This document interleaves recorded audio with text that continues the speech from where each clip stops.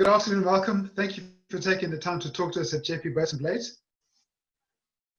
Well, I appreciate the opportunity to talk to you guys, and probably more importantly than that, the connecting me with some of the people that I haven't spoken to for a really, really long time, like you, Greg, and meet the fantastic rowing moms like Michelle that are helping make this happen. Absolutely, yes, thank you, and good to chat to you as well. It's been what, 35 years now, Malcolm? I lose track, Greg. Yeah. So, yeah, I guess the first question is why rowing, Malcolm? What drew you to the sport in the first place? Well, it's kind of ironic. It didn't draw me. I mean, I was drawn by it rather than the other way around. I was pretty good with the track and field, and I remember in standard 6, I was pretty tall. I was one of the tallest kids in my grade, and I guess people took notice of my athletic abilities and my height and decided, oh, looks like a good rowing candidate. And from that, I was convinced to take a day out to Wimapan. I don't know what I'd brought to school in terms of clothes to wear, but I got convinced to get into a single scull and have a try. And well, it turns out my balance is not that good. It ended up capsizing the thing probably 5 times. But it was a fun day. It wasn't cold, so it was very pleasant to get wet and climb back in and on and on. And after that, I was hooked, and kind of sort of that's all it took. And what it did is it got me into contact with one of my favorite things, which is water. Love water, no matter where I am, always drawn to water. And the other thing that it does too, that I hadn't thought about so much, but it gets you out into nature. Kind of a little bit like a golf course, but a golf course with water almost. So you're getting your exercise and you're getting to experience nature. I mean, be that nature, Wimapan or Roodeplaat Dam or the Vaal River, we're in connection with nature and the planet. Absolutely, and that's so true. Those 5 o'clock morning starts at Roodeplaat camps were absolutely amazing. Oh yeah, hard to get up, but once you've had your coffee, it's just beautiful. Yeah, absolutely, and the rewards speak for themselves. Absolutely. So, Malcolm, how has your time at Jeppe as a Jeppe Oarsman, as a Jeppe boy, impacted on your adult life? Well, I kind of think of, and sort of how this is working. I kind of continue a little bit on what my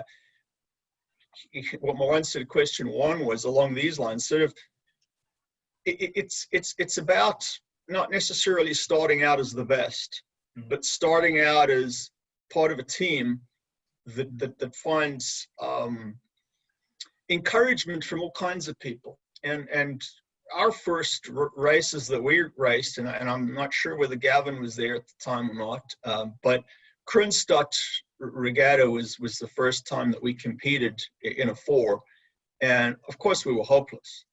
But what people kept pointing out to us, well, the other guys have been practicing longer, and the more we practiced, the better we got, and just kept at it, didn't give up, don't give up, keep trying, keep working, keep trying, and eventually we got to win a race. And I was kind of remembering back on that one, and that was the head of Roodeplaat Dam, and I don't know what year it was, but it was probably 78.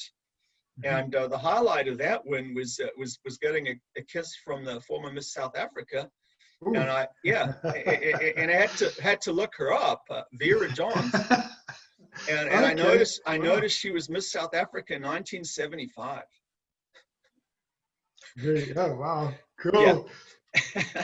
So that kind of really puts a time stamp on things, and but it was a highlight to us. And kind of the next thing that I talk about in terms of, or think about in terms of character, sort of lessons out of rowing, or at some point I got put into sculling, and I was going to do single sculls, and obviously with my balance lack of talent, I was not very good to start out with, but I kept practicing, kept trying hard, and kept at it. And eventually won a race at Vanderbilt, I guess is where you guys race on the Vaal River. And the irony of it, winning that race was not that I came in first. I actually came in fourth. But the three guys in front of me got disqualified. And they got disqualified because they missed the buoy.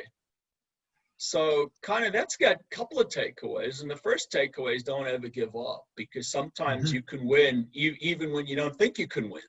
Yeah. And the other thing that kind of definitely is a life skill that I think every child needs to instill in themselves, and that's respect for the rules and laws.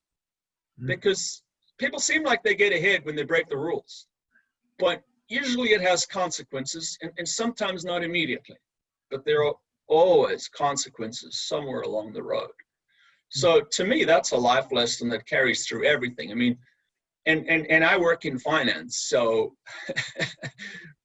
finance and taxes, and there's always opportunities for breaking rules and laws, but you have to remember that there are always consequences to doing it. And what people don't realize is quite how long sometimes it takes these things, but the arm of the law is really, really, really long, and it doesn't really matter what country you live in. So that to me is quite an important takeaway. Absolutely. So Malcolm, you weren't the first person to win a race on that because of that buoy on the Vaal. There's a couple of stories around that. Yeah, that buoy was the nemesis of many a team. So, but it just shows you have to pay attention to the rules. You have to know them, and you have to observe them. And it was a known entity as well. People knew about the buoy, but seemed to, in the heat of the moment, possibly forgot about it or tried to avoid it. Right. Absolutely. So I know, Malcolm, you are familiar with the Jeppe Boats and Blaze cause, and thank you very much for your generous donations to date.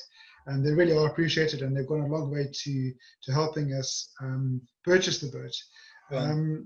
My question to you is, what are your thoughts on the initiative, and how do you believe we can spread the word even further and garner further support for the raising of funds for the boat?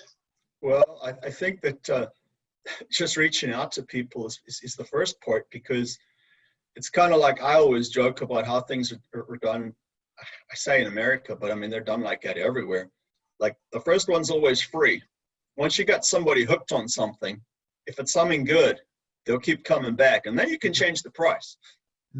and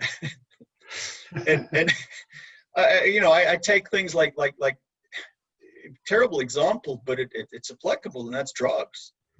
Giving away drugs and having people come back is kind of the classic model, but it doesn't just apply to drugs.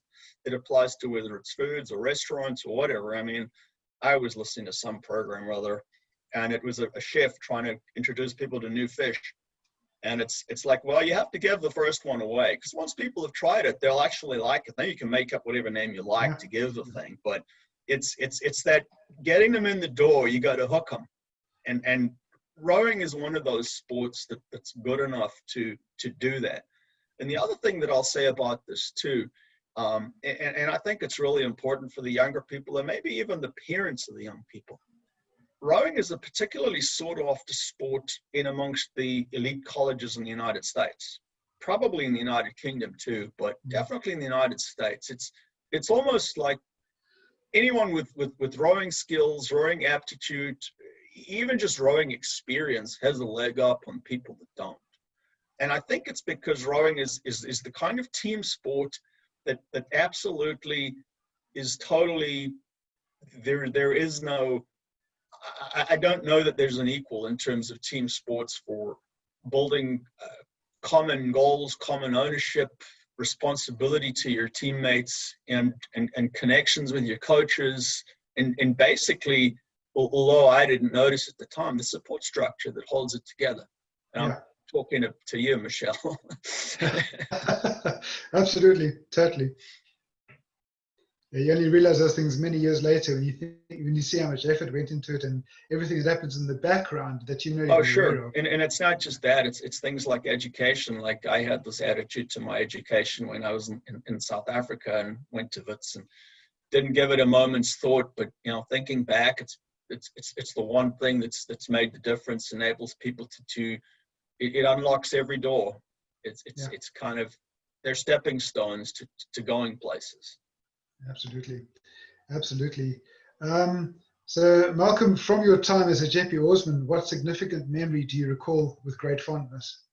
Well, probably the memory that comes to me is the most.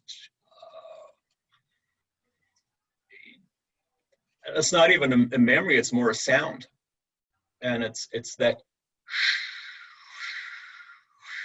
underneath the rowing boat, when you get 8 oarsmen working together, the boat's in balance, the water's calm, and if I expand on that a little, that imagery a little more, I'd take you back to Rodeplot Dam, probably as the sun's coming up.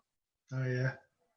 It's achieving nirvana is not quite the word, but it's along those lines. Yeah, absolutely. Yeah. And you have to have experienced it to really know what it's about. To know what it is. Yeah. I totally get you. Yeah, absolutely. Well, that's brilliant. Well, Malcolm, thank you so much for your time, and we sincerely appreciate your time and just your involvement with Jeppe Boats and Blades. Well, I'd like to make commitments in terms of what I can provide further, but life is way too uncertain for that. But you guys are certainly fairly high up there in my charitable giving views, because I find people give to not strange charities, but the universities in the United States are the recipients of an unbelievable amount of money, and I guess it involves around sports, but I'm not quite sure what it is other than to buy tickets for the sporting events that people care about. But rowing is certainly something that gave me a foundation and was certainly very powerful in my schooling, and it's been, I guess, very powerful directionally for the rest of my life. So I would like to have that same opportunity for the kids that are coming up, and to the extent that I can help, happy to. Also been wonderful to reconnect with all these familiar people that I've not seen or thought about or heard from in really, really long time. So thank you, Greg. That's an absolute pleasure. Thank you, Malcolm. And for everybody else out there, please do go check out our website. That's www.jeppeboatsandblades.co.za. And until then, till the next time we chat or we're online, keep pulling together for gold. Thank you very much. Good luck. Thank you. Thank you. Thanks, Malcolm.